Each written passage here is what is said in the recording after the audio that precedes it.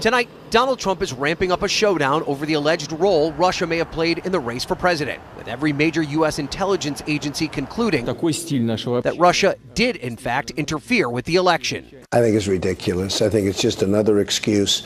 I don't believe it. On Sunday, Trump flatly told Fox News that he does not believe the reports that the CIA believes Russia actively attempted to intervene.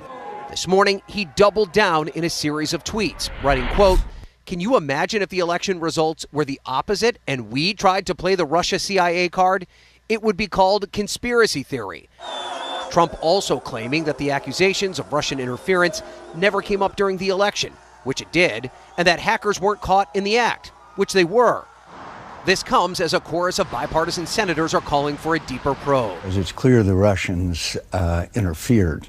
And Trump is incorrectly suggesting it is Democrats, not the intelligence community, placing the blame on Russia. I'm not sure they put it out. I think the Democrats are putting it out because they suffered one of the greatest defeats in the history of politics in this country. And frankly, I think they're putting it out, and it's ridiculous. Which entirely misses the problem of a foreign entity attempting to undermine the integrity of the U.S. election.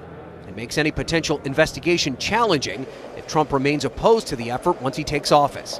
But the Senate's most powerful Republican is also pushing back, arguing that the intelligence is correct and an investigation is needed.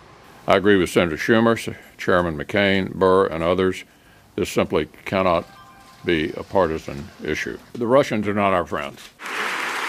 And now the Clinton campaign is backing a demand from Electoral College electors who are asking for a full intelligence briefing on the matter ahead of their official vote on December 19th. This flap adds to growing concern amongst leaders of the president-elect's own party about his view of Russia.